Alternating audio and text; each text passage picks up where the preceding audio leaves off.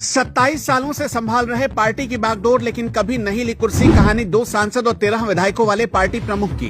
कौन है दीपांकर भट्टाचार्य, जिन्हें कुर्सी मोह से ज्यादा कैडर की चिंता। न टिकट बंटवारे में करते हैं पैसों का खेल, न जोड़ तोड़ में भरोसा। बंगाल बोर्ड के टॉपर, कभी चुनाव न लड़ने का फैसला। पिता रेलवे कर्मचारी, जमीन से जुड़े नेता कैसे होते हैं, दीपांकर भट्टाचार्य हैं सबसे बड़ा सबूत। हाल ही में जब एनडीए से लेकर महागठबंधन में शामिल पार्टियों में टिकट बंटवारे में खूब धनबल का इस्तेमाल हो रहा था, कोई 1 करोड़ तो कोई 6 करोड़ में टिकट खरीद कर ला रहा था और कार्यकर्ता मुंह ताकते रह जा रहे थे, उसी वक्त एक नाम बड़ी चर्चा में था। सियासत को प्राइवेट लिमिटेड कंपनी का अड्डा बना दिया गया था। आजकल तो पार्टी के मुखिया भी जीतने के बाद सबसे पहले अपने लिए कुर्सी सेव करते हैं और उसके बाद अपने परिवार के लोगों के लिए। मुकेश सहनी की वीआईपी, जीतन राम मांझी की हम और लालू यादव की आरजेडी, सबका एक ही हाल है। भारतीय राजनीति के इतिहास में कई ऐसे नेता हुए जो पद की दौड़ में आगे पीछे भागते रहे, लेकिन कम ही ऐसे नेता मिलते हैं जो सत्ता, पद और चुनावी लाभ से ऊपर उठकर अपने विचार और सिद्धांतों को आगे रखते हैं। ऐसी ही एक मिसाल है सीपीआई मार्क्सवादी और लेनिनवादी लिबरेशन के महासचिव दीपांकर भट्टाचार्य।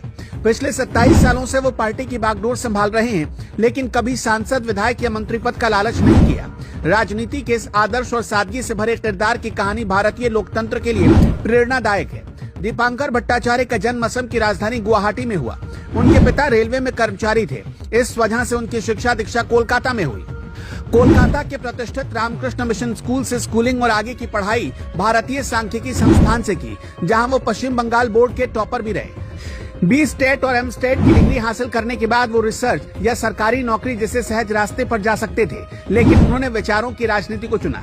कॉलेज के दिनों में ही वो वामपंथी आंदोलनों से जुड़ गए। दीपांकर की राजनीति यात्रा माले के पूर्व महासचिव विनोद मिश्रा के नेतृत्व में शुरू हुई, जब उन्होंने 1982 से 1994 तक भारतीय पीपल्स फ्रंट के महासचिव के रूप में काम किया। 1987 में वो माले की केंद्रीय कमेटी के सदस्य बने और 1998 में विनोद मिश्रा की मृत्यु के बाद पार्टी की कमान उन्हें सौंप दी गई।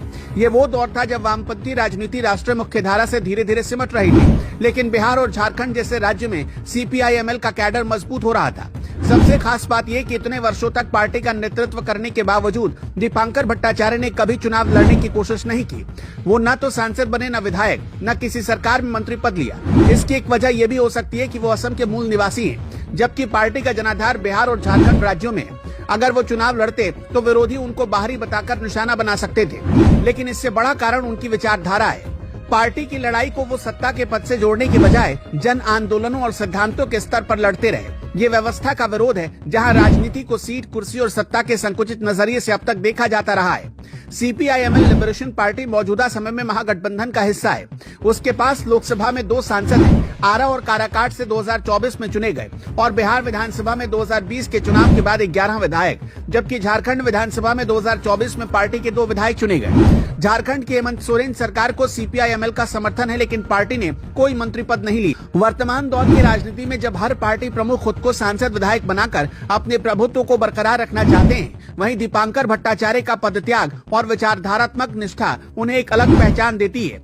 पार्टी कार्यकर्ताओं और कैडर के बीच उनका सम्मान इसी वजह से काफी ज्यादा रहा। उनका नेतृत्व केवल चुनावी समीकरण और संख्या के हिसाब से नहीं, बल्कि विचार और सिद्धांतों के आधार पर होता है।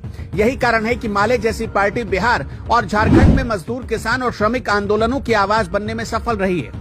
दीपांकर भट्टाचार्य का जीवन भारतीय राजनीति के उस बड़े सवाल की तरफ भी इशारा करता है कि क्या राजनीति केवल कुर्सी, पद और फायदे के लिए है, या फिर जनता की सेवा, विचारधारा और सिद्धांतों की रक्षा के लिए।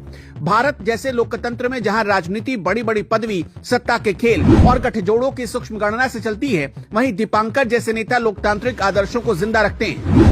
उनकी पार्टी सीपीआई-एमएल ने शिक्षा, स्वास्थ्य, भूमि अधिकार, श्रमिक आंदोलन और सामाजिक न्याय जैसे मुद्दों पर लगातार संघर्ष किया। बिहार में सामाजिक अन्याय, जातिवाद और शोषण के खिलाफ जमीनी आंदोलन में माले की भूमिका काफी महत्वपूर्ण रही।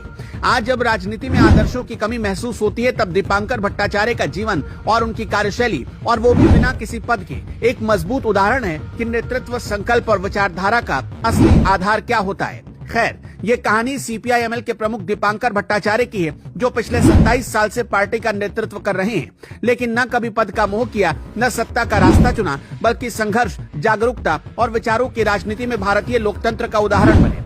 आपका क्या कहना है, हमें कमेंट बॉक्स में जरूर बताएं।